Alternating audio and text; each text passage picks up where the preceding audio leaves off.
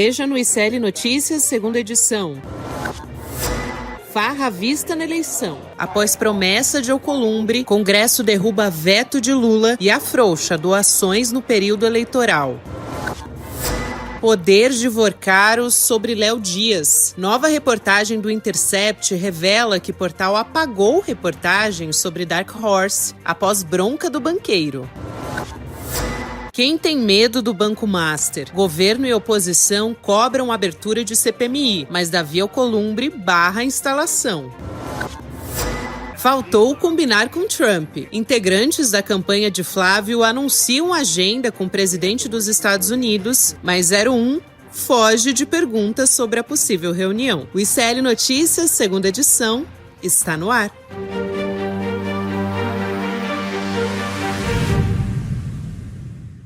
Olá, boa tarde. Seja muito bem-vindo, seja muito bem-vinda. O ICL Notícias, segunda edição, está começando ao vivo em todos os nossos canais. Hoje é quinta-feira, minha gente, dia 21 de maio de 2026. Eu quero dar aqui também o meu boa tarde especial para o pessoal, aliás, para o Jackson primeiro e para o Irã Costa, lá do Rio Grande do Norte, e para o pessoal, para a galera da Rádio Rancho FM 87.9, que é uma rádio comunitária nascida da comunidade de Ponta do Mato, em Ceará-Mirim, com a missão de fortalecer a comunicação popular e também o jornalismo independente. Então, uma união aí fazendo a força, Chico Sá. Boa tarde para você também. Que maravilha, Ceará-Mirim, conheço muito. Já passei por lá, que bacana. Não há lugar neste Brasil que você mais uma bela emissora aí para juntar-se à nossa rede. É isso aí, informação. Abração para todo mundo. Informação de qualidade, comunicação comunitária. Se você quiser fazer parte da nossa rede de parcerias, manda lá, dá um alô para a gente no retransmissão@icl.com.br. Todos os dias estamos divulgando aqui no ICL a nossa rede de parcerias que está cada dia maior. E também boa tarde para você que já está na nossa rede social, no papolegal.app. Eu sempre acompanho aqui as discussões de vocês. Muita gente me citando Chico Sá aqui, já de olho no nosso primeiro assunto. A nossa enquete também está disponível para você. Quem levaria pior com a instalação de uma CPMI do Master? Já está disponível para você votar. As opções são Família Bolsonaro, Centrão ou STF. Abrimos agora, neste instante, Chico Sá, a enquete. Eu já votei aqui. Qual que é a sua aposta? Cara, tem uma família que começa com 61 milhões. Que começa recebendo 61 milhões do Daniel Vorcaro do Banco Master. Então, óbvio que a família que vai se dar mal com qualquer CPI, com qualquer mexida que se faz nesse assunto, é a família Bolsonaro. É muita grana recebida. E não vem com esse papinho de que não era dinheiro público, não, porque tem dinheiro de fraude de previdências estaduais e previdências municipais. Dinheiro de idoso. Dinheiro de pessoas que querem se aposentar e agora não sabem se vão se aposentar ou não, porque aquele 1 bilhão que o Cláudio Castro coloca no Banco Master, dinheiro do povo do Rio de Janeiro, coloca no Banco Master do produtor desse filme, do Daniel Vorcaro, vai comprometer muita gente no Rio. Então, não é bom negócio para a família Bolsonaro mexer em Banco Master. Você lembra, né? Meu irmão para cá, meu irmão para lá, pô, não dá. Ele, Flávio Bolsonaro e também o Mário Frias apareceu depois, né? Chamando de meu irmão. O Mário Frias que tem cuidado da produção cultural agora, continua, né? Não é mais secretário do Jair Bolsonaro, mas ainda faz, às vezes, de produtor cultural da família. Né? Segue no mesmo papel, né? É isso. Tanto que ele está fora do Brasil agora. O Flávio Dino deu uma chamada aí para ele se manifestar, aí ele deu uma regada, aí diz, não, Flávio, eu vou voltar, pode ficar tranquilo. Aí a gente vai trazer depois, até ele publicou nas redes sociais, depois a gente traz com detalhes essa análise aqui também, a repercussão de tudo isso. Parece que não tem oficialmente ainda, ele avisou o Hugo Mota em cima da hora, no meio da viagem, gente, um parlamentar, veja só. Mas depois a gente vai trazer as informações todas sobre isso. Chico, eu queria falar de um evento que o presidente Lula esteve no Espírito Santo e, sem citar o nome do Flávio Bolsonaro, ele disse que o governo nunca foi atrás da lei Daniel Vorcaro. Vamos entender essa história. Ele fez uma referência indireta ao Flávio, citando as investigações envolvendo supostos repasses milionários, né, para a produção do filme Dark Horse. A gente vai ouvir essa fala completa e volta a conversar. Vamos lá. Boa. Agora acontece que, como a verdade não falha, nós nunca fomos atrás da lei Daniel Vorcaro para financiar nenhum artista brasileiro.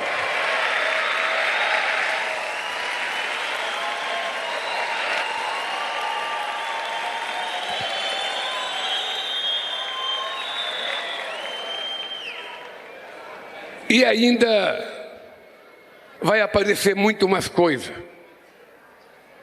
porque nós estamos convencidos que o período da mentira, o período das ofensas, o período da violência, o período da incivilidade precisa acabar no nosso país. Quem imaginava que aquele menino que parecia ser a pessoa mais santa da família Bolsonaro estivesse pegando 159 milhões de dólares para fazer um filme do pai? Ninguém imaginava. E isso é apenas o que a gente sabe agora. Chico, antes de você comentar essa fala do Lula, eu queria trazer aqui, na verdade, que esse assunto foi motivo de muito embate também numa sessão do Congresso, porque o próprio senador Flávio Bolsonaro, ele foi defender a criação, vocês acreditam, de uma CPMI do Master e diz que não tem nada a temer. Vamos assistir essa fala, porque, assim, é realmente impressionante. Ele tem que fingir, né? Ele tem que fingir que está tudo bem. Vamos assistir. Tem um desafio a fazer. Eu quero Daniel Vorcaro e Augusto Lima sentado naquela CPMI, falando qual é a relação que eles tinham com o Flávio Bolsonaro e também qual a relação que eles tinham com o Lula, qual a relação que eles tinham com Alexandre de Moraes, porque eu não tenho nada a temer, eu não tenho nada a esconder. Estou desafiando aqui a esquerda brasileira. Ele está desafiando a esquerda brasileira. O interessante é que ele atribui o que aconteceu com ele à esquerda. E não à safadeza dele mesmo, né? Fazer negócio com um banqueiro mais fraudulento do país. Ele quer passar a responsa para a esquerda nesse momento. Óbvio que ele tem que fingir esse teatro, ele tem que dizer que é meio uma linha que vem sendo defesa nas redes sociais. Todo bolsonarista mais raiz e tal tem usado isso. Não, a esquerda fala, mas a esquerda não quer CPI, a gente quer CPI. Então, é uma história que eles estão tentando pregar, é uma mentira que eles estão repetindo a cada segundo para ver se pega, ver se cola.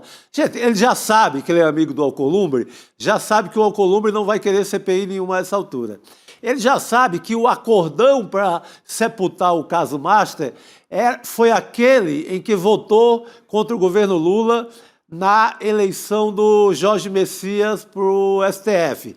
Naquela reprovação do nome do Jorge Messias, ali foi decidido um grande acordo para proteger quem estava enrolado com o Master. Só que veio o Intercept Brasil e passa por cima do acordão, passa por cima de tudo e revela o que nem o bolsonarista imaginaria, que é a relação de familiar, a relação de irmão para irmão, a relação de que não havia diferença entre o cofre dos Bolsonaro e o cofre do Daniel Vorcaro. Então veio isso e arrombou a porta, arrombou a tese deles.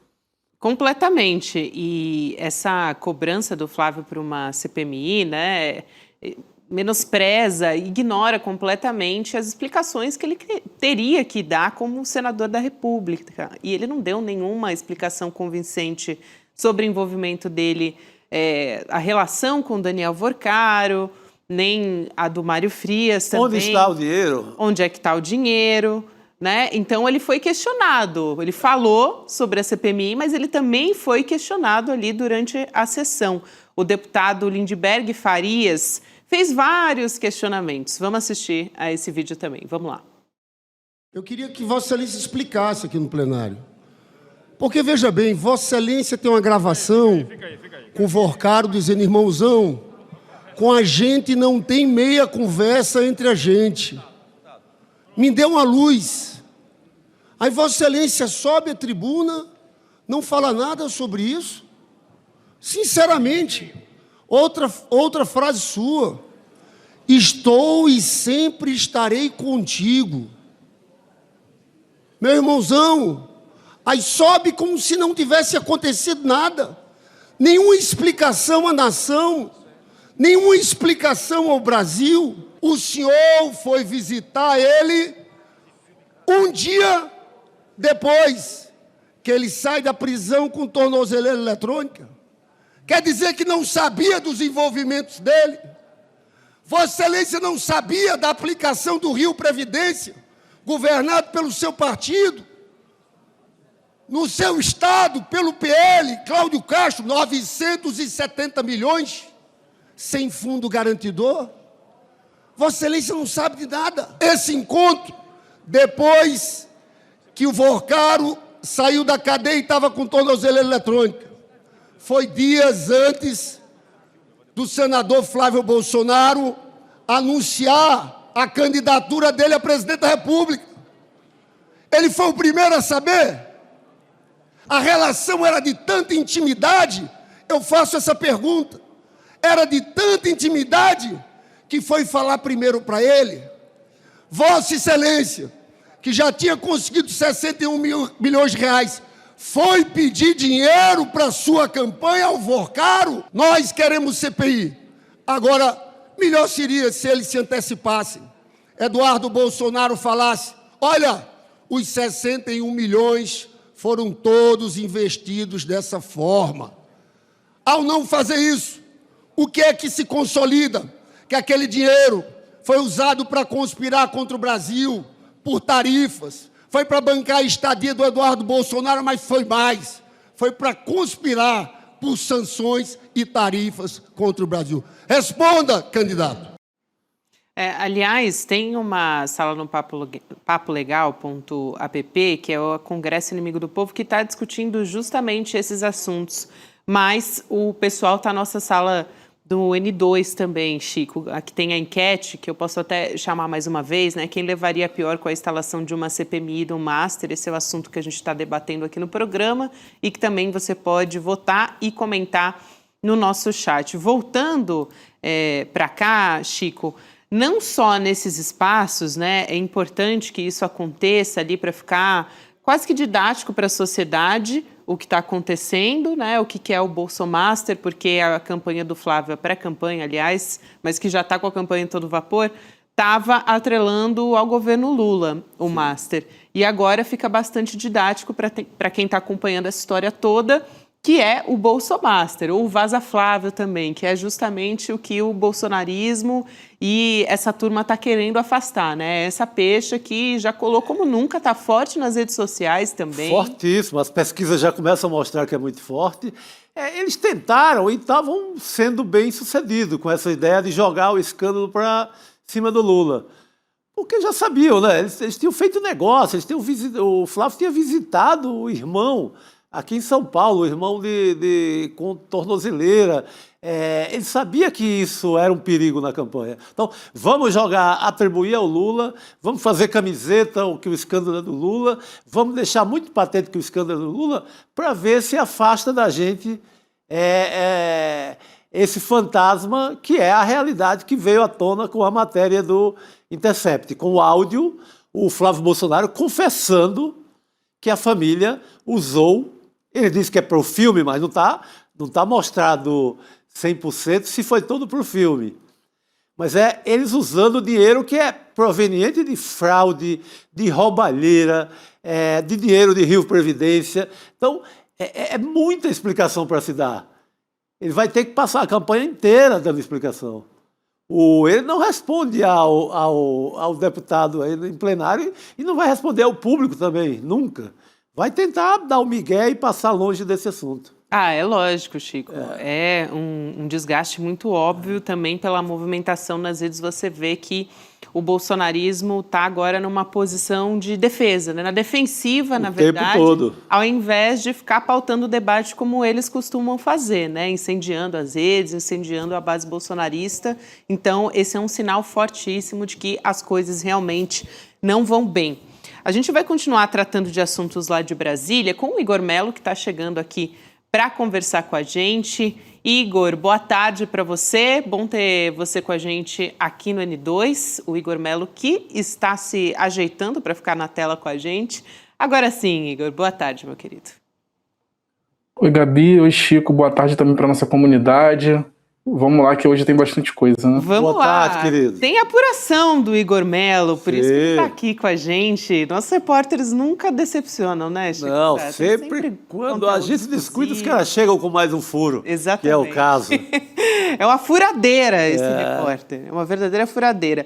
Agora, o que é a história, né, que o Igor vai poder explicar muito melhor para a gente, mas trazendo a manchete aqui na tela para você, está disponível a reportagem completa no nosso site e a manchete também. O senador Ciro Nogueira, presidente do PP, contratou, por meio do Diretório Nacional do partido, uma agência de comunicação fundada por integrantes do Gabinete do Ódio do governo Bolsonaro.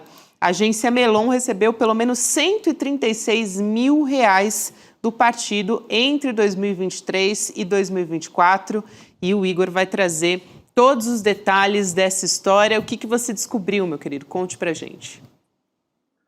Então, Gabi, assim, antes de mais nada, só fazer um contexto para o nosso público, que as prestações de contas dos partidos no Brasil não dá para chamar de caixa preta, porque elas são públicas, mas é uma coisa que tem pouquíssima atenção, tanto da imprensa quanto das autoridades. A gente está falando de bilhões de reais, só no caso do PP, por exemplo, o partido presidido pelo Ciro Nogueira. Dá coisa de mais de 500 milhões por ano de fundo partidário, fundo eleitoral que entram nesses partidos, e tudo que eles têm que fazer é apresentar uma relação de empresas, pessoas que eles pagam, notas fiscais, e na prática tem pouquíssima fiscalização sobre esses gastos. Eu fui dar uma olhada nos gastos do PP, né, já que o nosso senador Ciro Nogueira está aí nos holofotes, e me chamou a atenção essa contratação.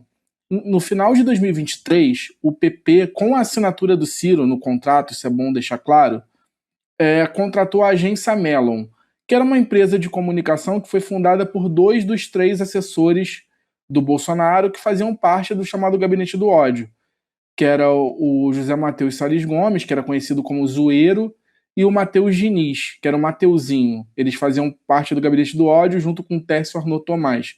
Eram todas pessoas ligadas ao Carlos Bolsonaro, que tinham esse papel de atuar na desinformação durante o governo Bolsonaro, né? E essa contratação me chamou a atenção por vários motivos. O primeiro delas é porque ela foi feita poucos meses depois dessa agência ser fundada. A empresa foi fundada formalmente em maio e ela começou a acumular uma série de contratos nessa órbita do bolsonarismo. A gente já deu aqui no ICL, em 2024, uma série de contratações na Câmara dos Deputados por deputados bolsonaristas, pagando essa agência, e agora a gente acha também um partido, o PP, contratando essa agência. E um segundo ponto que me chamou muita atenção, Gabi, são os serviços prestados, porque, assim, é bom lembrar, né, o Ciro Nogueira foi ministro-chefe da Casa Civil do Bolsonaro, e esse pessoal estava contratado justamente no Palácio do Planalto, os lá de residência, então a gente pode supor que em algum momento...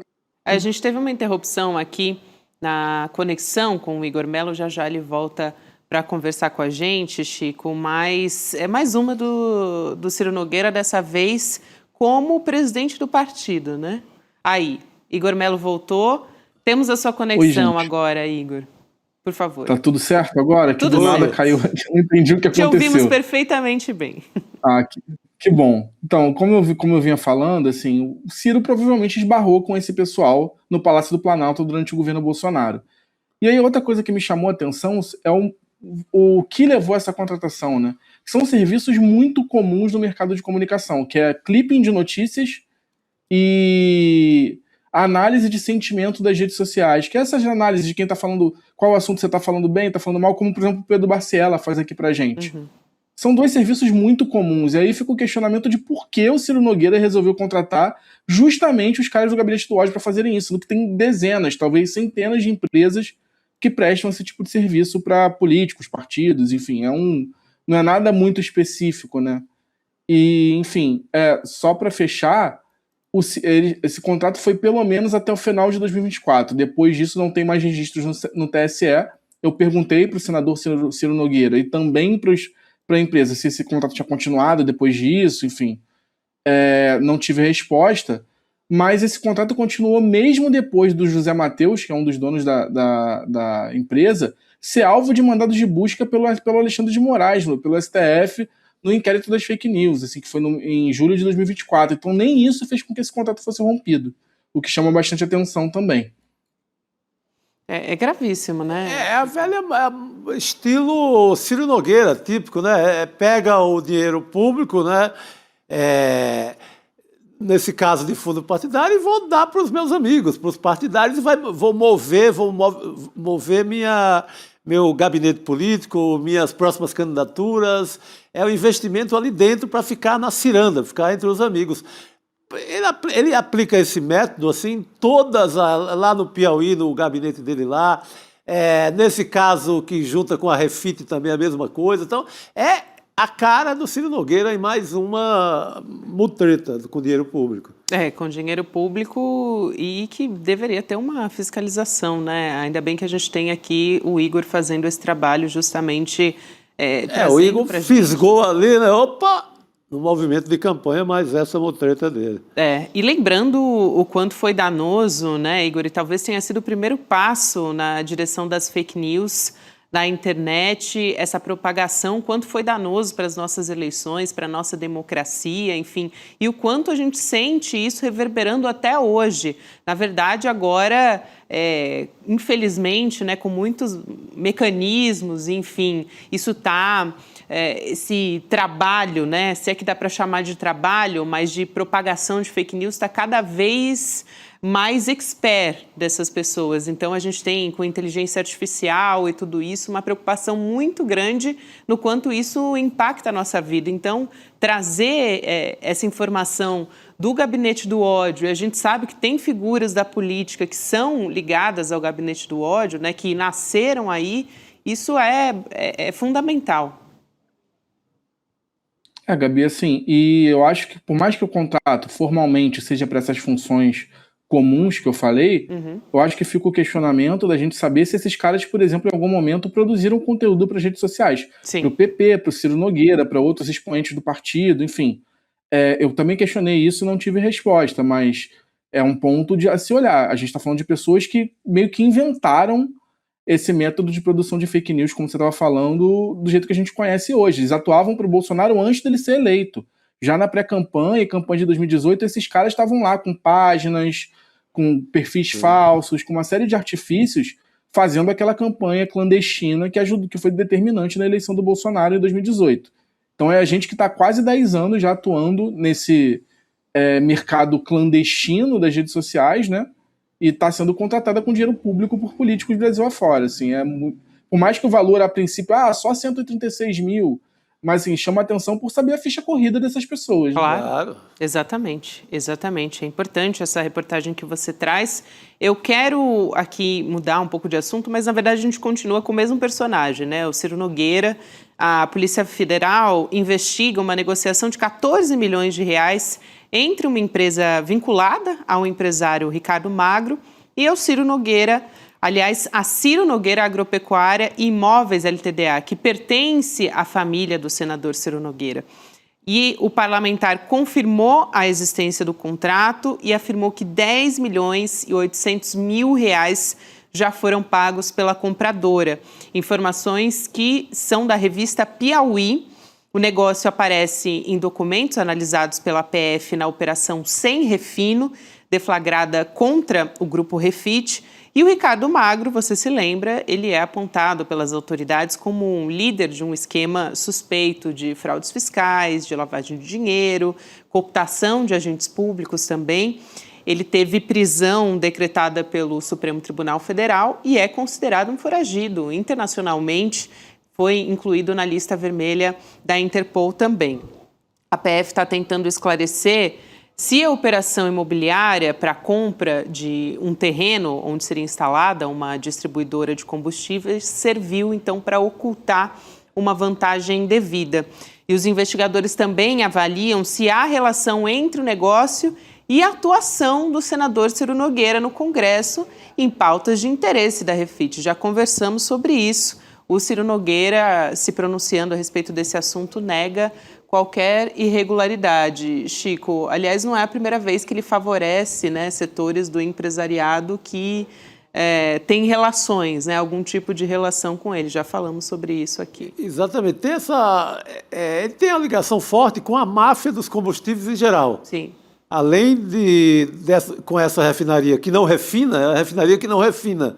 Então, vê a sofisticação do crime. Tem mais aquele outro ramal com a turma de São Paulo, ligada ao PCC, que queria se instalar no Piauí, e tinha um grupo lá muito ligado ao Ciro Nogueira, que se tornaria sócio. O Ciro funcionou meio como avalista, juntando essas duas quadrilhas para fazerem negócio. Então, esse é um ramo que ele... É um ramo ali que faz parte das organizações Ciro Nogueira, né? Essa parte de máfia de combustíveis no Brasil inteiro. Igor.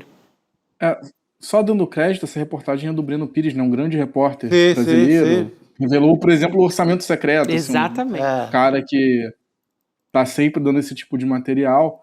É incrível como esse pessoal acha que a gente acredita em coincidência, né? Porque o Chico, que é nordestino, pode falar melhor, eu não conheço Teresina, mas será que falta terreno em Teresina para montar uma distribuidora de combustível para ter que comprar exatamente o terreno do senador?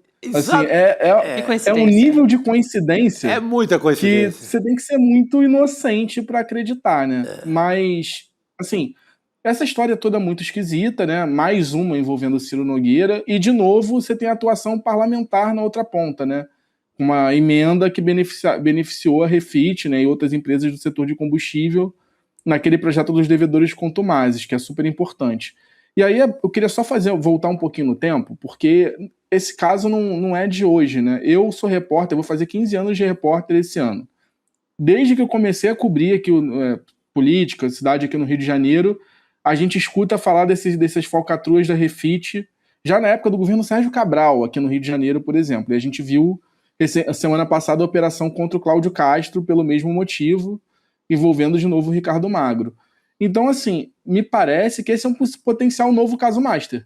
Assim, esse caso da Refit tem um potencial de ser um novo caso master, porque a gente está falando de cifras gigantescas.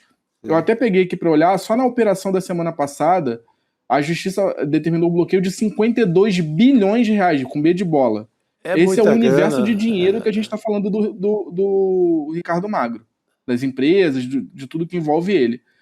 E assim, se esse cara era o maior sonegador do Brasil, ele tem, como o Chico falou, todo esse esquema de ser refinaria de combustível que não refina nada, aí tem a rota do Amapá para poder burlar as autoridades, a rota do Rio de Janeiro, enfim, vários estados.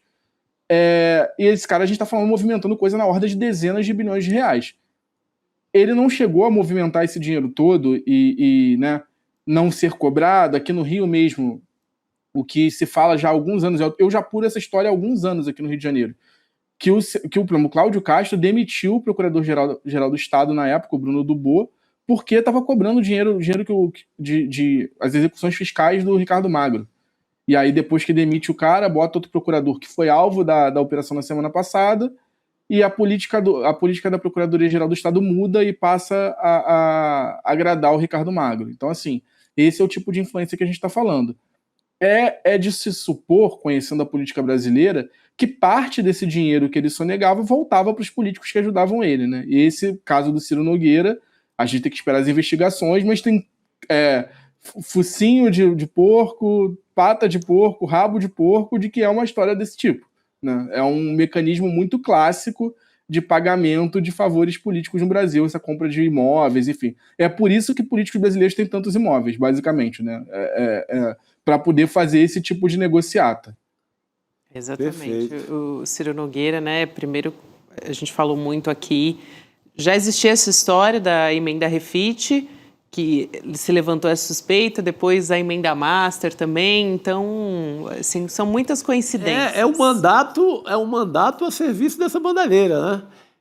Ele sai as amizades, tentando consertar com projetos legislativos o rolo dos outros. Vamos aumentar o fundo garantidor porque meu amigo vai quebrar, vai ser liquidado e ele precisa ter um respaldo aqui. Então ele vai...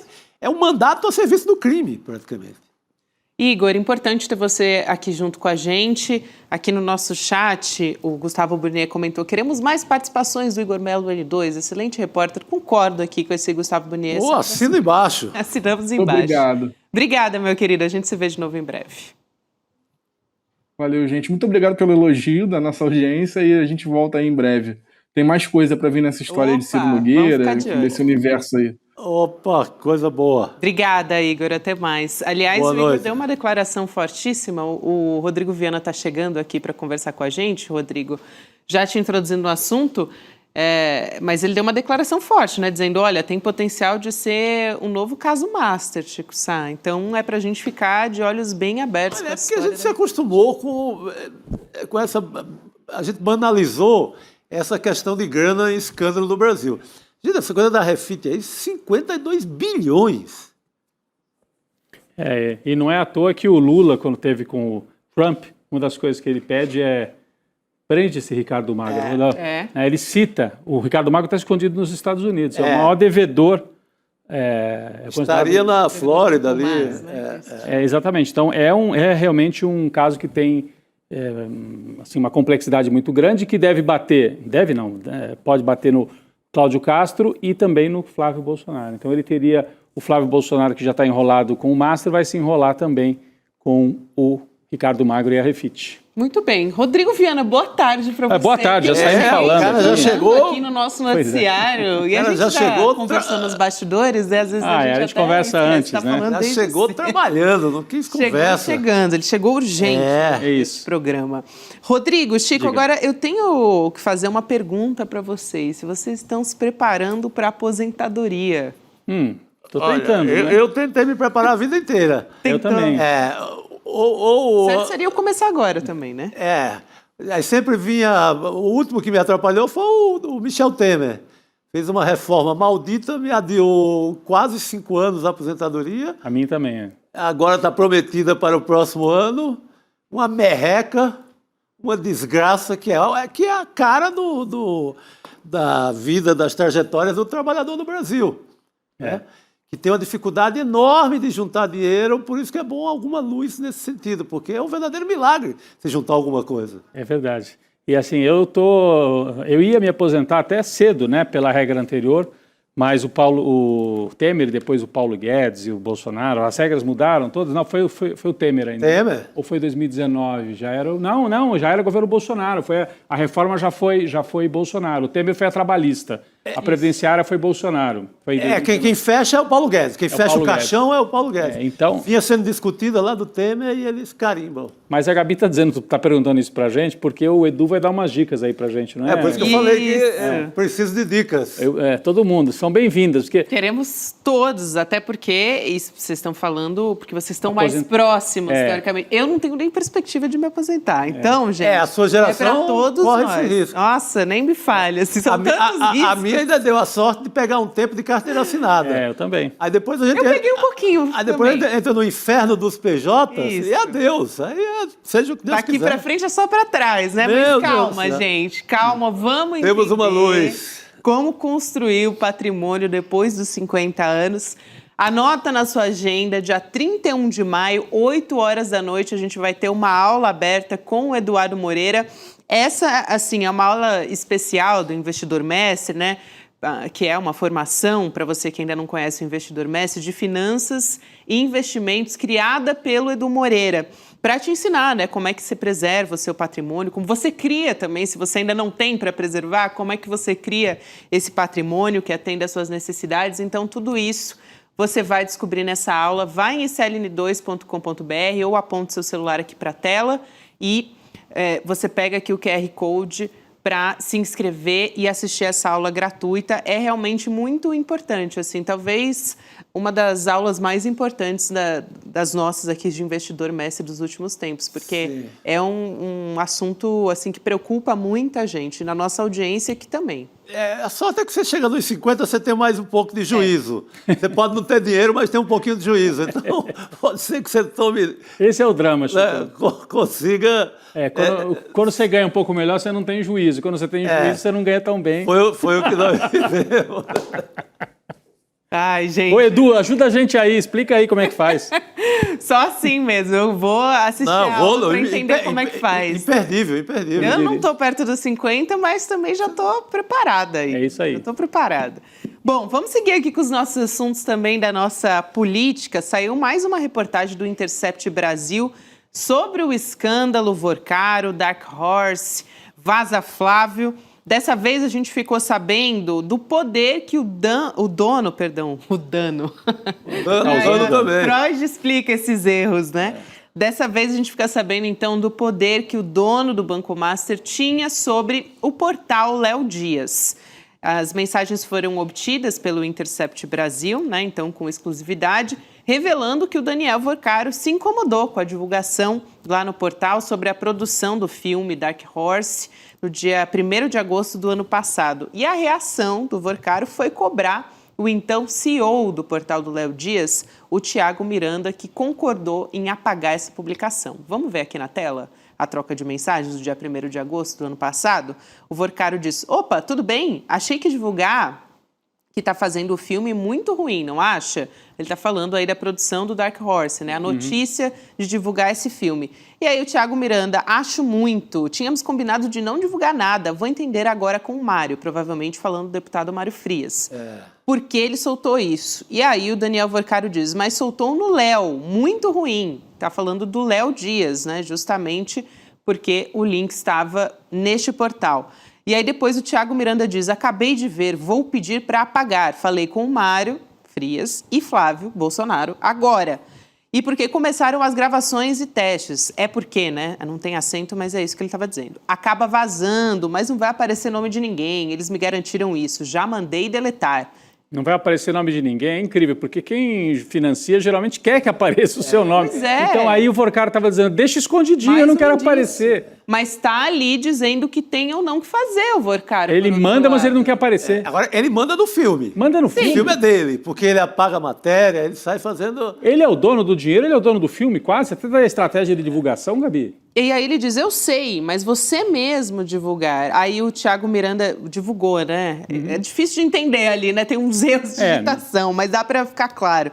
E aí o Thiago Miranda diz: você está certo, como ninguém sabe de nada, eles fizeram e não passou por mim, foi erro meu, já mandei apagar. Olha só a justificativa. E olha essa frase: ó, Flávio disse que vai te dar uma ligada também. Isso, tipo para pedir desculpa, né? Flávio disse que vai te dar uma ligada. Estou precisando te encontrar, me avisa quando estiver em Brasília. E aí ele responde: vamos. E aí o Vorcaro ele não responde, não dá nenhuma justificativa, né? Por que não poderia divulgar, enfim, do que foi combinado com a equipe do Léo Dias, nada disso. Mas fica muito claro que ele tinha ali ingerência sobre isso. No filme, né? O cara mandava até na comunicação do filme. Não, e outra coisa, o site do Léo Dias é tudo menos um site jornalístico, né? Porque recebe dinheiro do banqueiro, e aí o banqueiro se sente bem à vontade para ligar e falar: apaga. E apagaram. Aí o cara fala: tô mandando apagar. Isso não é site jornalístico que se respeita. Desculpa aí, o Léo Dias. Ele gosta de fazer fofoca com os outros e está sendo vítima,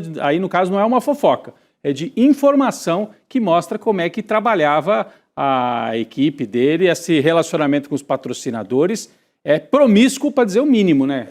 Negócio absurdo. Eu vou trazer aqui o outro lado e, na sequência, já chamar a nossa convidada para falar sobre esse assunto, Chico e Rodrigo. Em nota, a defesa do Léo Dias alegou que o conteúdo inicialmente publicado foi retirado do ar após dúvidas internas sobre a apuração. Dúvidas internas. Tiago Miranda e a defesa de Daniel Vorcaro foram procurados pelo Intercept para explicar essa troca de mensagens, mas eles não responderam. A cientista política Graziela Testa vem aqui conversar com a gente no N2. Professora, seja bem-vinda. Bem-vinda. Muito obrigada. Boa noite, Gabi. Boa noite, Chico. Boa noite, Rodrigo. Boa noite. Professora, eu já te passo para comentar, né, essa história. É muito interessante, aliás, mais uma ponta que fica evidente, né? A outra, acho que nessa semana, foi do Vorcaro se mostrando quase que um bolsonarista, né? Porque ele recebe mensagens ali do Mário Frias dizendo, enfim, que era quase que ungido esse filme. Ia fazer uma diferença nos corações das pessoas, Isso, etc. que mudaria, Tocar, né, a alma das pessoas. Tem a ver com a fé, né? Uma mensagem muito ligada à fé. E agora aparece o Vorcaro também tomando decisões. Quer dizer, ele não era só o homem do dinheiro. Era o homem do dinheiro que aparentemente não queria aparecer, segundo essas mensagens, porque o Tiago Miranda diz não vai aparecer o nome de ninguém. E ao mesmo tempo que toma decisões, é tudo muito difícil de explicar, né? Queria te ouvir. É interessante que isso denota um envolvimento maior do que o homem do cofre, né? Que acho que essa era a ideia que a gente tinha até agora, ficava muito claro do dono do cofrinho, mas não ficava tão claro esse envolvimento mais profundo e essa relação direta com a produção do filme, enfim, né? E a minha preocupação maior, evidentemente, como cientista política, é no impacto eleitoral que isso vai ter. Provavelmente, essa era uma aposta muito grande do bolsonarismo, e quando eu digo bolsonarismo e eleições, eu estou falando não só das eleições para presidente da República, mas, sobretudo, das eleições para o Congresso.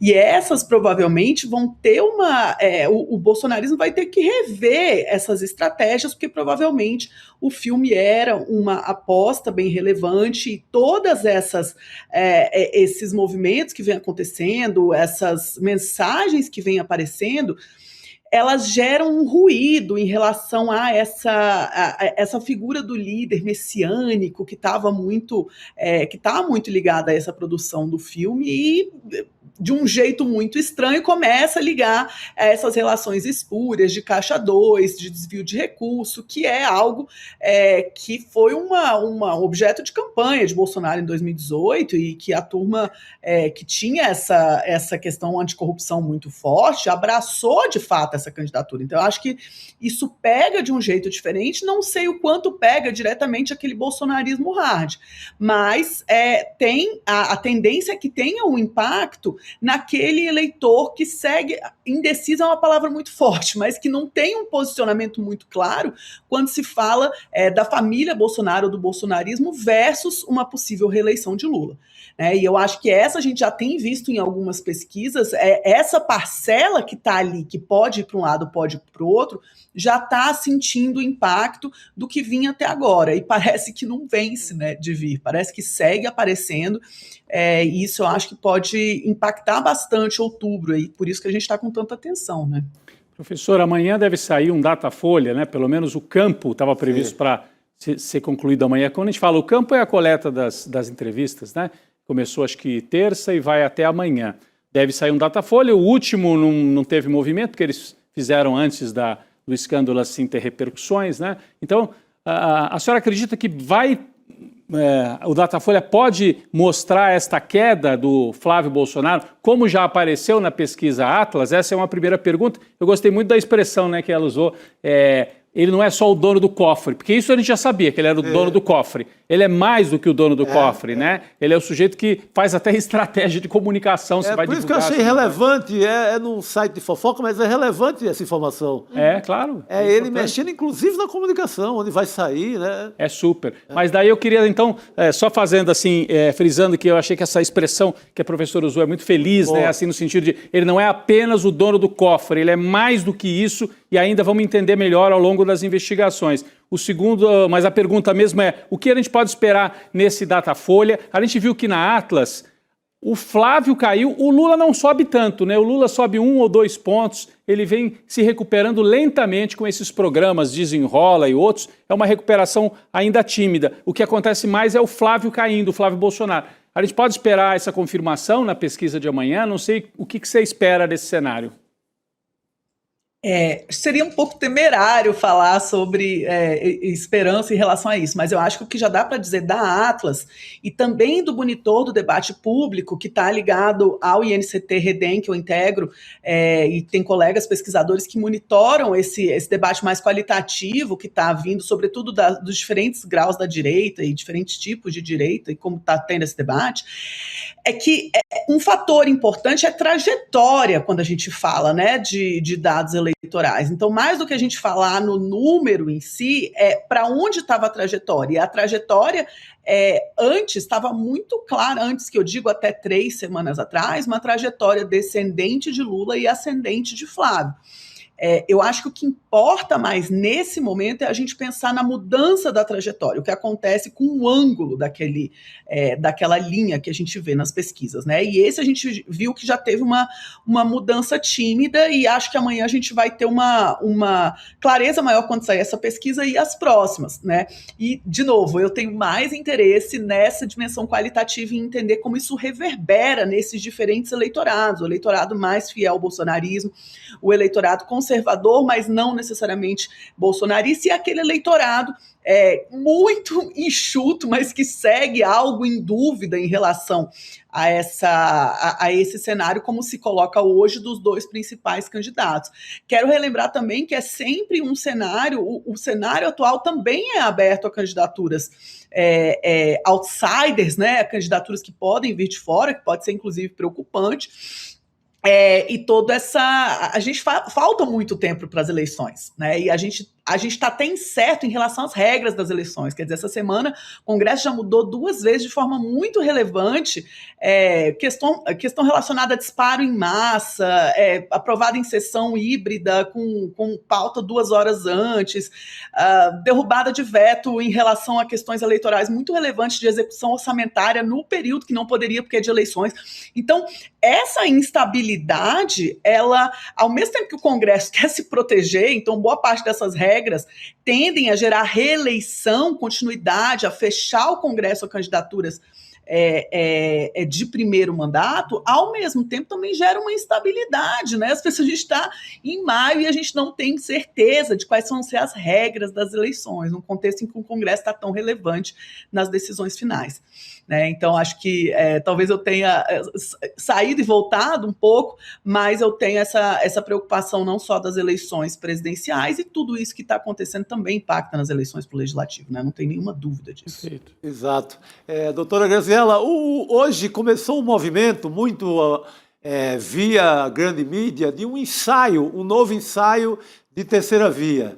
O bolsonarismo está entrando um pouco em desgraça, vamos tentar de novo aquela magia, o que eles imaginam ser a magia da terceira via.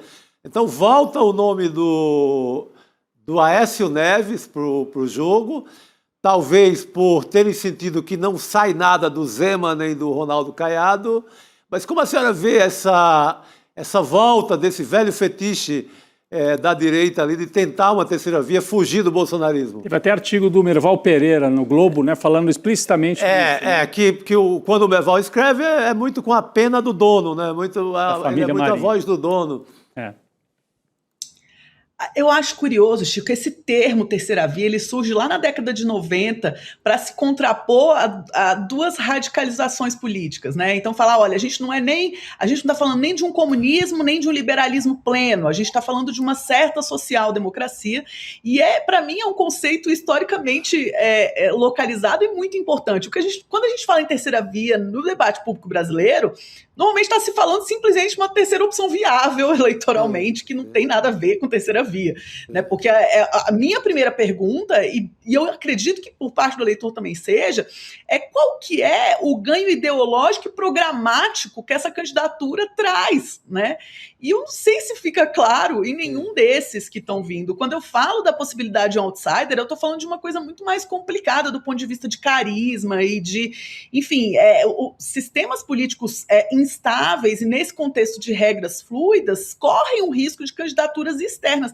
Eu não sei, quando a gente fala de Aécio, quando a gente fala dessas figurinhas algo repetidas do álbum, só porque a gente está em época de álbum da Copa, eu não completa álbum, né? Eu acho menos provável uma candidatura de alguém já com algum nome no passado do que algo assustador. Eu quero que fique claro, eu tenho medo de outsiders. Cientistas políticos não gostam de outsiders em geral, né? Porque quando não tem uma institucionalização, a possibilidade de mudanças drásticas que podem afetar negativamente a população é mais alta.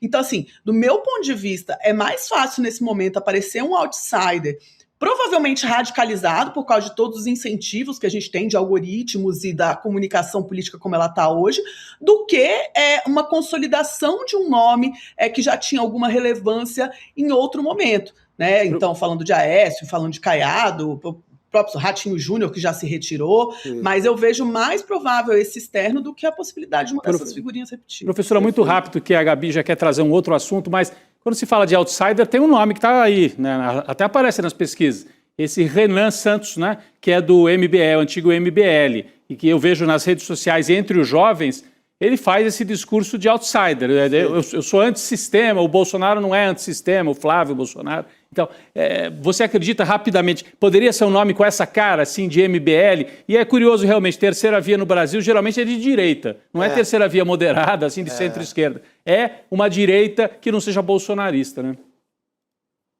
É uma terceira via carismática, do carisma, né? Uhum. Mas, enfim, a gente pode estar falando dele, mas eu não sei, a gente pode estar falando até de um outro nome que não apareceu ainda. Quero lembrar das últimas eleições de São Paulo também, Sim. que a gente, de última hora, apareceu, que ficou em segundo lugar e ali em cima do quase, né? Uhum. Então, isso é muito preocupante, eu quero deixar claro isso, né? Então, e isso é responsabilidade principal, a responsabilidade disso é de Bolsonaro, Sim. né? Que criou uma grande confusão na direita e nos seus apoiadores quando faz uma escolha familiar e não pensa, assim, pensando do ponto de vista de todos aqueles que integram a direita, não pensa como um todo e não pensa organicamente num sucesso eleitoral, né? Então, eu acho que a gente ainda tem muita discussão e muito risco para enfrentar aí antes de outubro, e é bom a gente ficar atento a esses cenários e essas possibilidades que acho que podem impactar muito negativo na população brasileira, sobretudo aqueles que mais dependem do serviço público, que são os mais pobres. Sim. Professora, eu queria aproveitar a sua presença aqui para falar sobre essas questões relacionadas à campanha do Flávio Bolsonaro. Saiu uma notícia hoje, né, quase que um burburinho, de que o Flávio Bolsonaro estava postando as fichas agora lá na Casa Branca, né, no Donald Trump, numa aproximação para melhorar a própria imagem. A manchete está aí na nossa tela também. Só que parece, eu queria entender com a professora, parece que faltou combinar com o próprio Trump. Por quê? Os integrantes da equipe do Flávio chegaram a falar para a imprensa, né, que o encontro ia acontecer a convite do presidente dos Estados Unidos. Aí o próprio Flávio foi questionado pelos jornalistas e ele disse que ele não pediu essa agenda, não respondeu, né, se ele recebeu um convite do Trump ou não, enfim. E aí ele falou, gente, liguem lá para a White House e tirem a dúvida. Então, assim, é um pouco complexo, assim, de entender de onde veio isso, né? Se é uma espécie de estratégia também. E acho que seria quase que uma boia de salvação para o bolsonarismo recorrer ao Trump, né? Um factoide, né? Para sair das cordas, trocar a pauta, né? Mudar a pauta, né? Mas é uma boia furada, né? Porque eu não sei o quanto que que essa aproximação ajuda ele.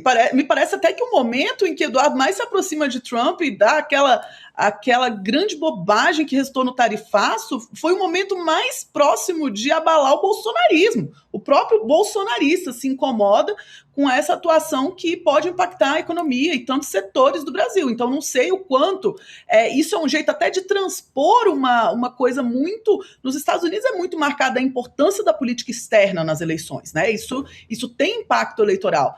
No Brasil, pode ser que seja uma grande novidade, daqui em diante passe a ser, mas política externa não tende a ser um tema relevante que decide eleição, e se for essa política externa de aproximação do Trump, corre o risco de retomar essa ideia do Eduardo, que depois de uma aproximação, seja consequência ou não disso, jamais saberemos, resulta naqueles meses de tarifaço que geraram problemas para setores econômicos relevantes no Brasil, inclusive de estados muito tradicionalmente bolsonaristas. Então, não sei, me parece que uma boia furada ou uma tentativa só de mudar de assunto, talvez. Isso. Pode ser também. Né? Vamos despistar, vamos jogar lá para a Casa Branca e a gente ganha um tempo aqui. Até porque é uma situação de crise, a gente já trouxe vários assuntos aqui, mas tem o marqueteiro também, né? Que trocou de marqueteiro. Saiu, em meio à crise do Master também. Trocou de marqueteiro ontem. Assim, parece time de futebol Lopes. Que leva uma goleada, troca o técnico. Você sabia que esse novo marqueteiro não confirmou para valer ainda? Fischer, né?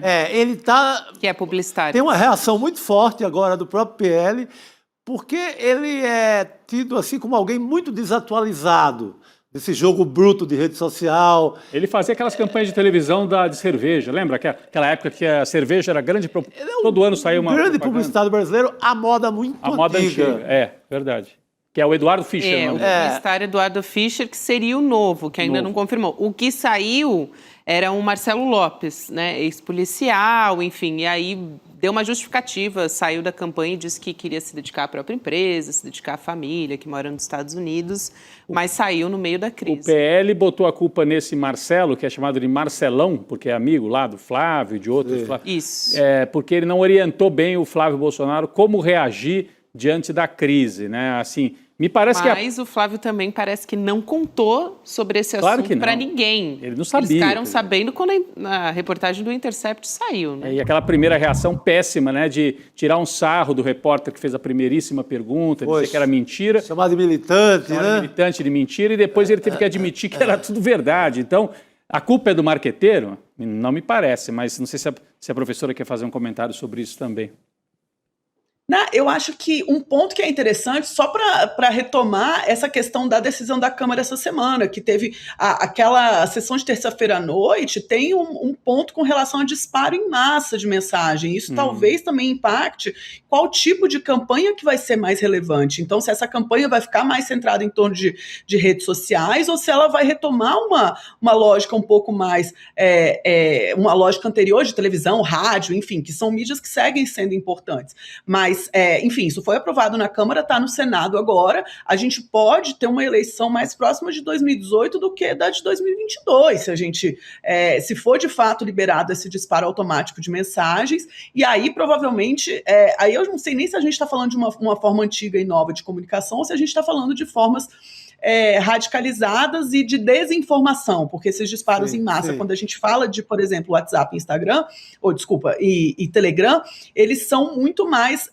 tem uma possibilidade muito maior de você propagar desinformação, porque essa informação não está disponível ao público amplo, como é no Instagram ou no X, né, no Facebook. Então, eu acho que a gente precisa ficar muito atento a isso, e talvez essas decisões deles também girem em torno dessa possibilidade de mudança das regras eleitorais. Perfeito. Muito bom. Professora, eu queria aproveitar e perguntar também, foi o assunto do começo do dia e acontece tanta coisa, né? O Brasil, o roteirista do Brasil, realmente ele supera, assim, que já quase que ficou velha essa história, mas teve uma reviravolta aqui em relação à delação do Daniel Vorcaro, né? Ele até que ganhou uma nova chance para colaborar de alguma forma com a delação premiada, mesmo depois de ter aquele acordo negado pela Polícia Federal. Ele continua em negociação com a Procuradoria-Geral da República, claro que tem condições para isso acontecer, e a PGR negou a atual oferta do Daniel Vorcaro, pediu mais informações para que esse acordo de colaboração avance. Eu quero te ouvir no sentido de quais seriam essas condições, né? Por exemplo, apareceu o nome do Flávio Bolsonaro, que anteriormente simplesmente não se falava dele, né? O Daniel Vorcaro não citou o Flávio Bolsonaro, depois apareceu toda essa reportagem do Intercept Brasil, o que deixou ainda mais fragilizado essa possibilidade, né? Fragilizada essa possibilidade de acordo.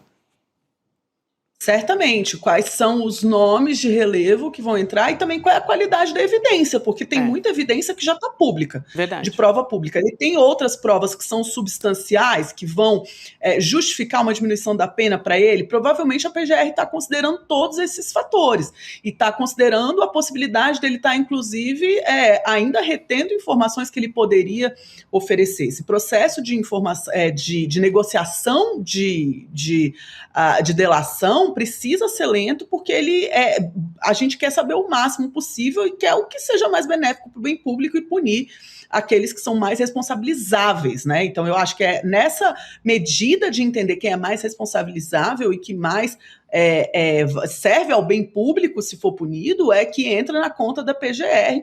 E como a gente sabe muito pouco a respeito do que apareceu até agora, a gente não consegue comentar em detalhe, mas o que a gente sabe é que provavelmente é uma negociação algo lenta para se buscar o máximo de informação relevante para que o eleitorado também, pensando em ano eleitoral, consiga responder de forma adequada nas urnas. Agora, é um xadrez que a gente fica tentando entender daqui, né, professora, porque André Mendonça é o relator.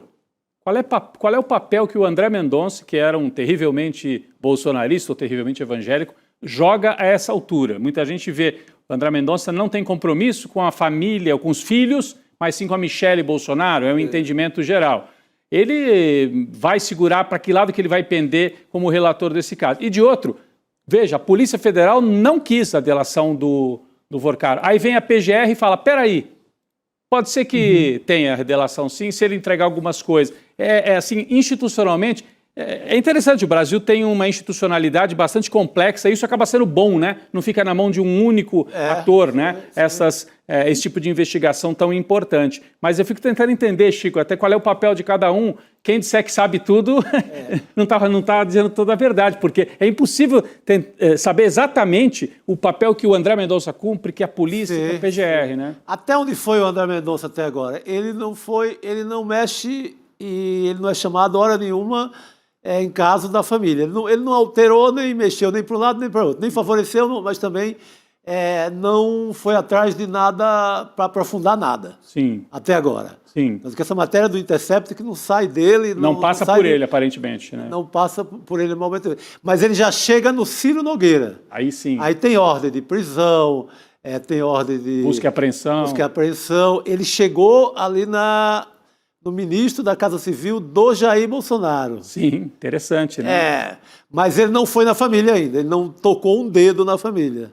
Pois é, e eu fico me perguntando sobre isso também, não sei se a professora tem uma visão sobre a Michele Bolsonaro, lembram quando o André Mendonça é aprovado? Ela é a que mais comemora, né? Parecia ser um nome dela mais do que dos filhos do Jair Bolsonaro, isso de um lado. E de outro, essa diferença entre a Polícia Federal que diz não funcionou, não queremos mais a delação, e a PGR que vem e diz, não, vamos conversar mais um pouquinho. Como é que você avalia isso, professora?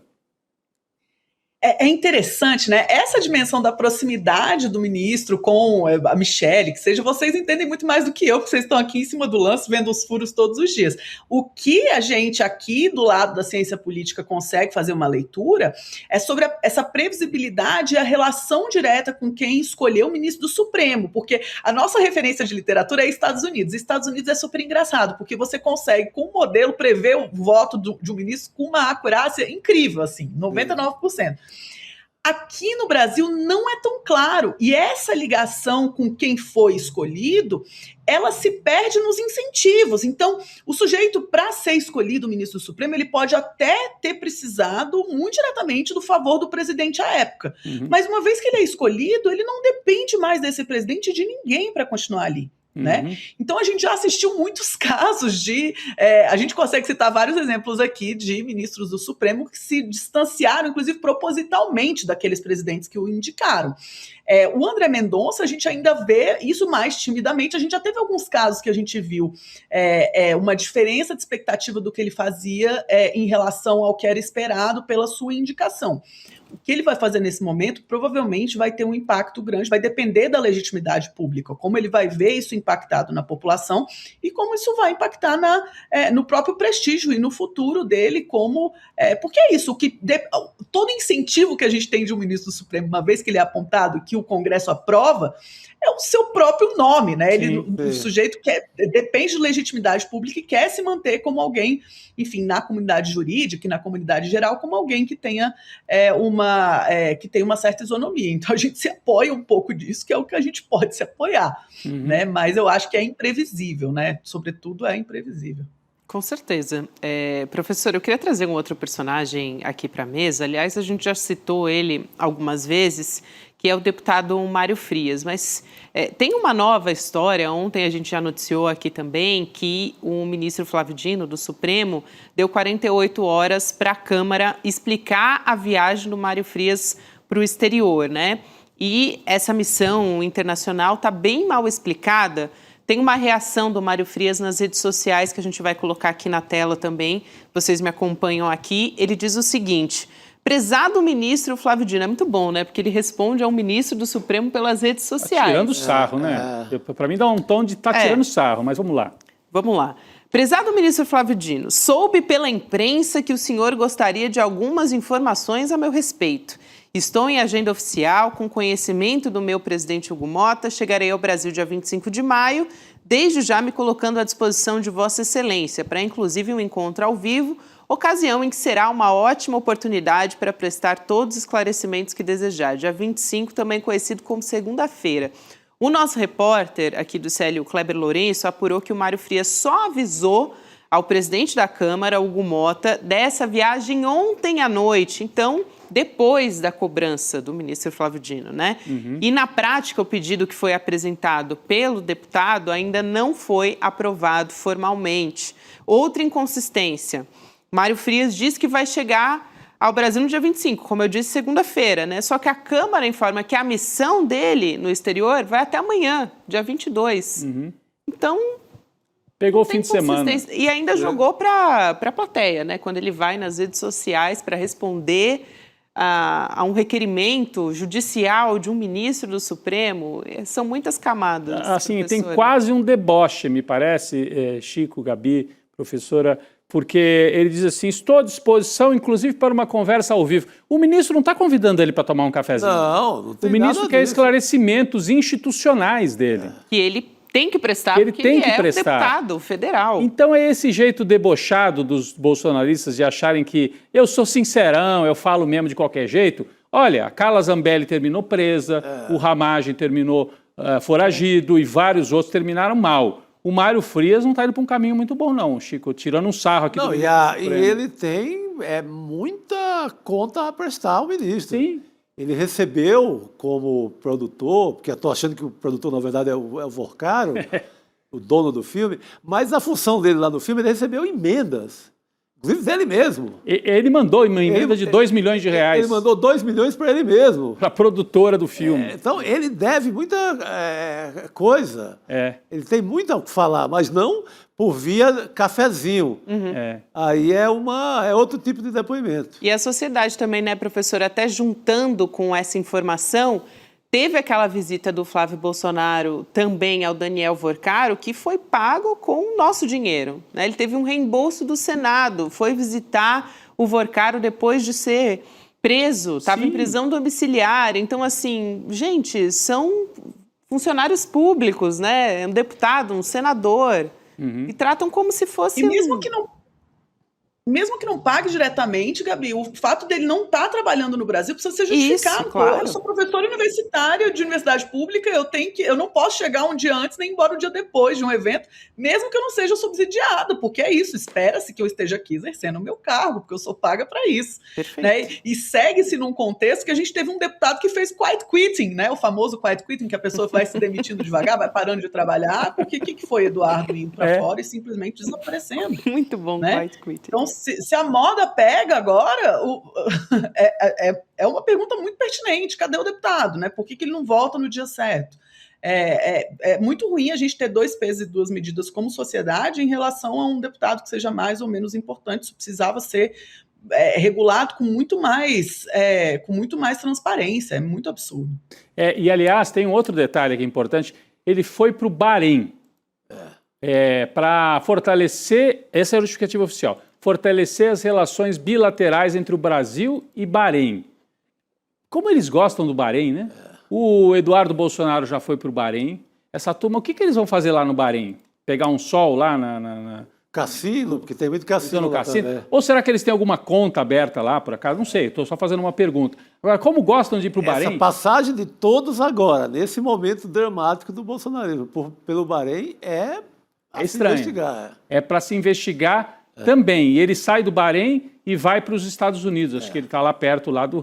Então a impressão é que ele foi no Bahrein para checar alguma coisa pessoalmente e depois foi aos Estados Unidos para conversar com o Eduardo, porque eles têm que acertar esse trânsito de recursos, de versões, dinheiro que vai para um fundo, vai para o outro fundo. A gente não sabe, né? A Polícia Federal certamente está investigando e com a ajuda do COAF vai conseguir estabelecer todas essas relações aí, Gabi. Quero muito agradecer. Eu fiquei até curiosa para saber se ele votou na sessão de terça-feira, que a sessão de terça-feira foi híbrida. Pode então, se bobear votado. até votar, ele votou. É verdade. É verdade. Vamos verdade. depois checar isso. O Kleber Lourenço pode nos ajudar depois. Já fica a dica aqui para o nosso repórter repórter incansável, Kleber Lourenço. Quero muito agradecer a sua presença aqui, professora Graziela Testa. Um prazer te receber, conversar contigo. Obrigada. E até uma próxima. Obrigado. Boa noite. Prazer é todo meu, pessoal. Muito obrigada. Excelente a professora. Muito bom. Conversa com a professora. E quero fazer um convite a todos que estão nos acompanhando aqui também, né? Ricardo Gouveia. Nessa sexta-feira, não é isso? A gente tem o nosso documentário original do ICL, Bandidos de Farda, numa exibição mais do que especial, é isso mesmo, em Petrópolis, no Rio de Janeiro, no dia 22 de maio. Então, para você, o nosso público fluminense, convite especial para você. 22 de maio, anota aí na sua agenda, 16h, o Ponto de Cultura Inês Etienne vai fazer uma exibição do documentário Bandidos de Farda, seguida de um debate com o Chico Otávio, que colaborou com a série. E por que Petrópolis? Porque a Casa da Morte denunciada, a Casa da Morte, um dos centros de tortura que são investigados nessa série de reportagens, ficava em Petrópolis, numa casa lá, enfim, que existe até hoje e que era um centro de tortura. Então, essa que aprenderam na Inglaterra, a como torturar. Exatamente. E a Inês Etienne, que dá nome a esse local onde vai ser feita a exibição do filme, foi talvez a única sobrevivente que foi torturada nessa casa de Petrópolis e sobreviveu. Nenhum outro sobreviveu. Então, é por isso que essa exibição vai ser feita lá com um debate com o Chico Otávio, uma boa iniciativa aí do ICL também. Excelente, é gratuito, hein, gente? Então, é só chegar, pegar seu lugar lá na sala, que é do cinema amanhã, do Centro Cultural Raul de Leão. 22 amanhã. 22, mas conhecido como amanhã. É, isso mesmo, muito Chico bom. Sá. Convite para todo mundo.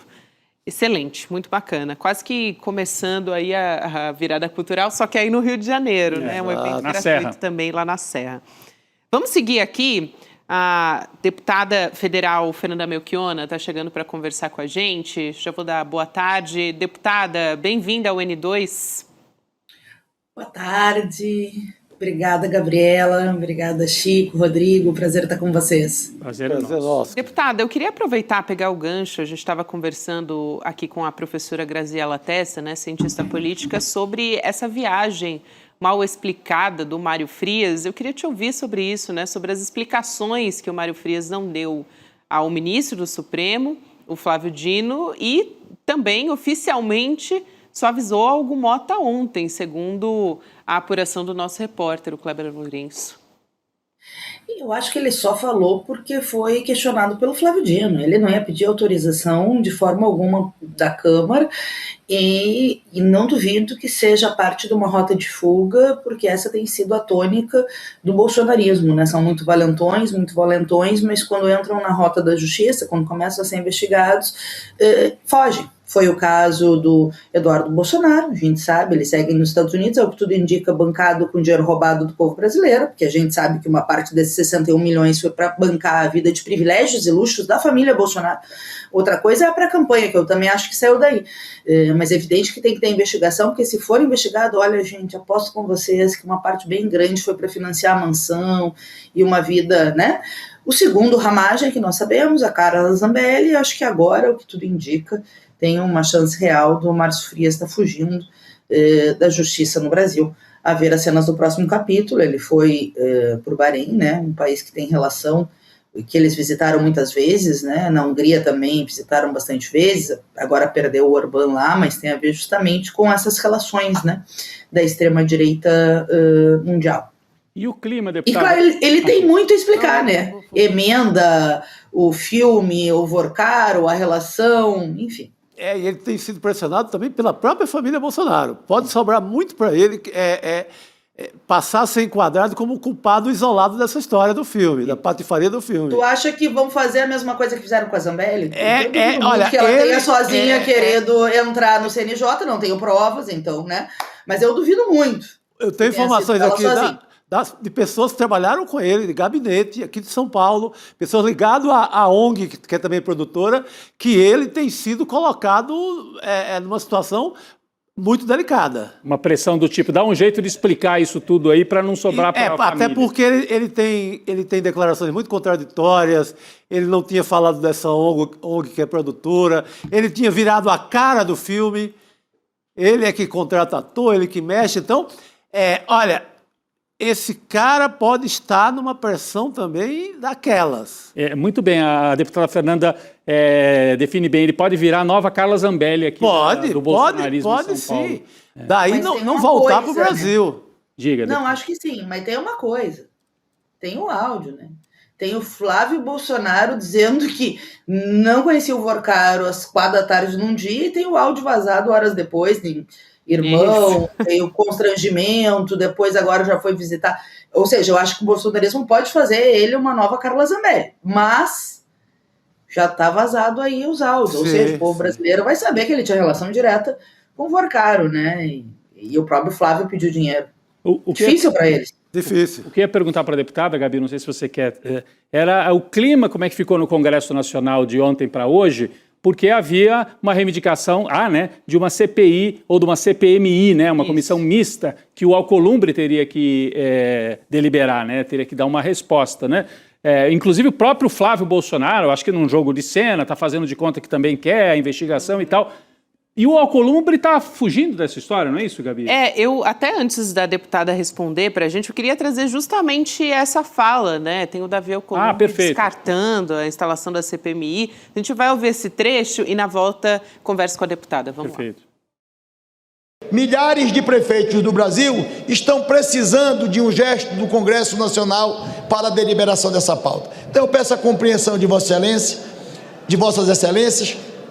Peço desculpa a Vossas Excelências por não atender a demanda solicitada por mais de 11 congressistas nesta sessão em relação a outro tema que não estava previamente estabelecido na pauta de deliberação.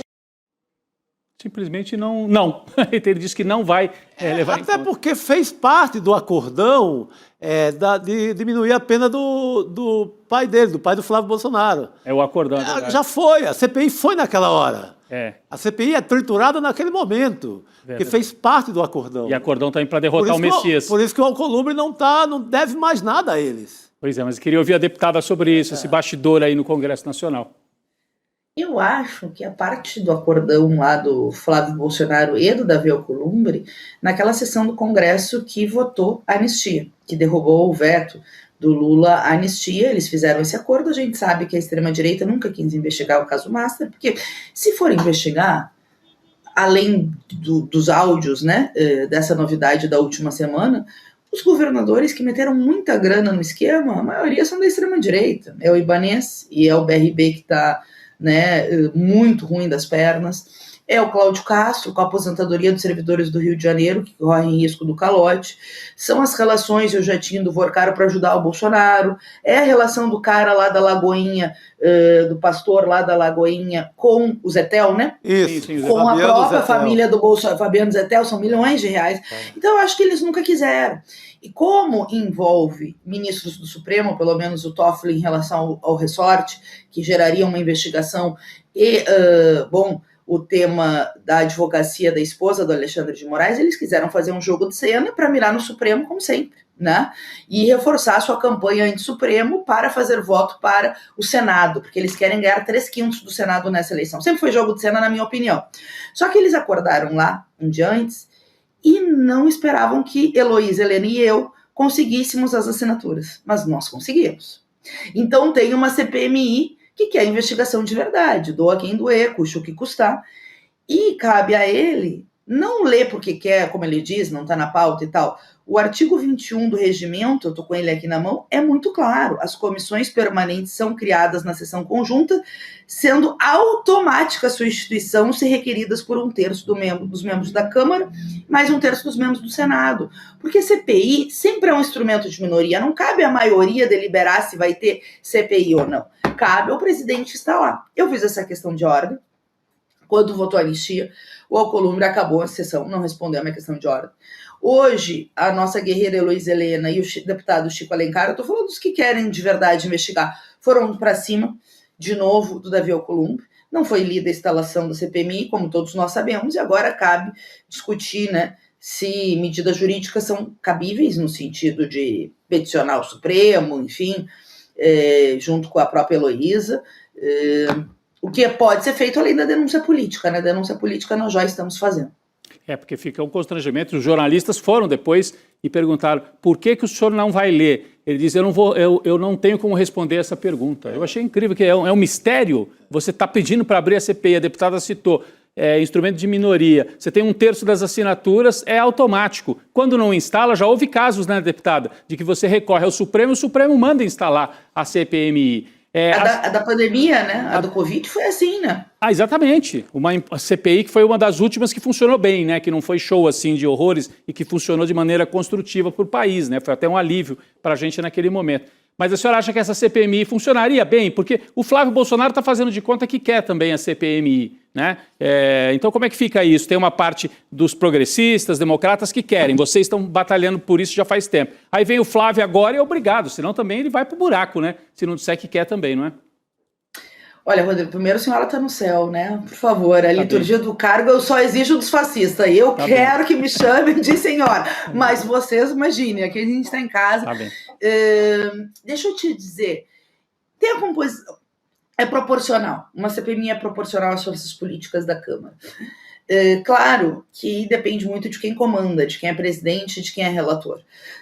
O governo bem articulado poderia ter maioria, mas perdeu no caso do INSS. E aqui tem um elemento importante. Tem a relação da extrema-direita? Tem. Mas tem a relação do centrão fisiológico. Ciro Nogueira.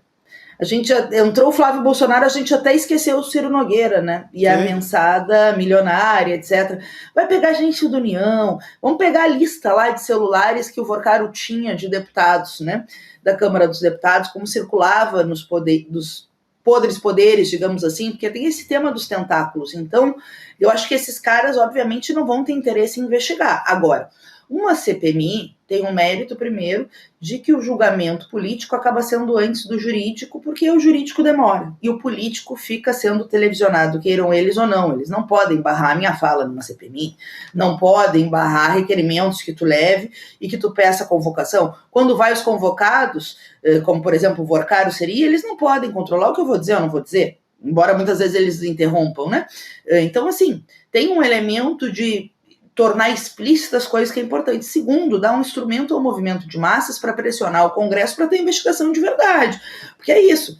O cara pode querer enganar que não encontrou o Vorcaro, como aconteceu, né, naquela tarde em que vazaram os áudios. Mas tem fatos que são irrefutáveis, a não ser por uma turma, um secto ali de extrema-direita absolutamente convencido e autoconvencido numa dissociação cognitiva que existe. Mas eu não acho que seja a maioria do povo brasileiro, longe disso, nem a maioria dos eleitores, né? Porque tem gente que vota pelas mais variadas razões, pela frustração, pelas questões econômicas, enfim. Eu não botaria tudo no bojo. Então eu acho que cumprir um papel muito importante para o país, não só para desmascarar a extrema-direita, porque se for a fundo, desmascara a extrema-direita, mas o centrão fisiológico também.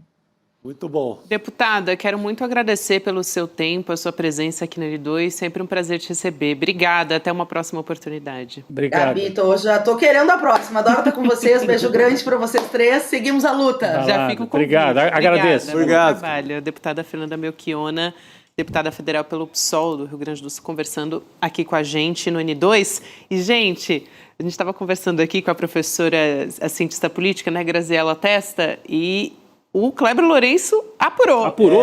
Checou. Isso é que é repórter. Então me diga. A gente deu a dica aqui, ó, o Kleber Lourenço vai apurar. Ele apurou mesmo, gente. Meu Deus! Então, o Mário Frias estava realmente ausente na terça-feira, nas 5 sessões em que ele depositaria o seu voto. Então, essas sessões, não sei se todas elas, mas muitas tinham a ver com regras eleitorais, Gabi. É por isso que a professora falou, foram modificadas várias regras. Passaram em cima da... Passaram o rodo, liberaram geral para ter disparo em massa e tal. Então, dia 19/5, terça-feira, ausência registrada. Mário Frias ausente. Mário Frias, exato. Perfeito. Então temos esse... Obrigado, Kleber. Sempre atento aqui. Excelente, plantão Kleber Lourenço, permanente. Fazendo, quem sabe faz ao vivo aqui, Isso aí. junto com a gente. Caramba! Muito bom. E quero trazer aqui o resultado da nossa enquete para você que comentou aqui no papolegal.app. Aliás, gente, aqui a sala tá bombando. Eu tô até com dificuldade de acompanhar todos os comentários aqui, mas vou lendo a participação de vocês. Temos o resultado da enquete, então, quem levaria pior com a instalação de uma CPMI e do Master? Quem votou em família Bolsonaro, principalmente, 66%, né? A maioria dos votos.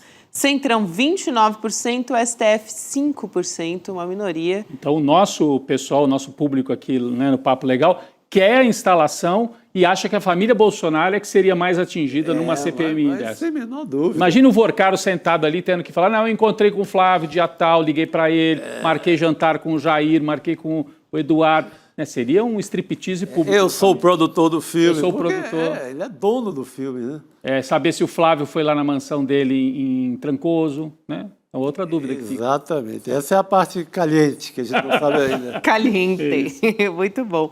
A gente continua as nossas discussões também lá no Papo Legal, na sala do N2, na sala também hoje, Congresso Inimigo do Povo. A Jéssica Soares falou aqui, chegando por indicação da Gabi Varela. Então eu indiquei e o pessoal foi para lá também. Tá vendo? Você é ouvida aí pelo nosso público. Nós, Chico Sá. E eles vão conversando com a gente, fazendo o programa que manda. juntos. Isso. É isso aí, pessoal. Quero muito agradecer a presença de todo mundo que nos acompanhou neste N2, nessa quinta-feira, a toda a nossa audiência. Estou pegando aqui alguns nomes para destacar que participaram junto com a gente. Sebastião Moreira, Lucimar Martins, Leandro Alves, Ciro Luiz, Raimundo Pereira. Obrigada, pessoal. Amanhã estaremos de volta aqui, firmes e fortes, para liberar o João Beto. Amanhã sextou. Amanhã é o dia. Hoje é quase sexta, já estamos com o pezinho lá. Boa noite, pessoal. Até amanhã. Obrigado. Curiosidade do dia. Você sabia que mais da metade das pessoas da comunidade do ICL tem mais de 50 anos de idade? Pois é. E um dos pedidos que eu mais recebo é que eu deveria preparar uma aula para essas pessoas que têm mais de 50 anos de idade de educação financeira. De verdade, já são centenas de vezes que as pessoas me pediram isso. E eu finalmente resolvi parar o que eu estava fazendo aqui e preparar uma aula incrível, como construir patrimônio depois dos 50. Ela vai acontecer dia 31 de maio às 8 horas da noite. Vocês vão achar muito, muito, muito bacana, que eu vou trazer várias coisas práticas, que aliás não precisa ter mais de 50 para aproveitar, todo mundo vai poder aproveitar. E no dia 31 vocês vão aprender muita coisa para colocar em prática. Um abraço e até lá!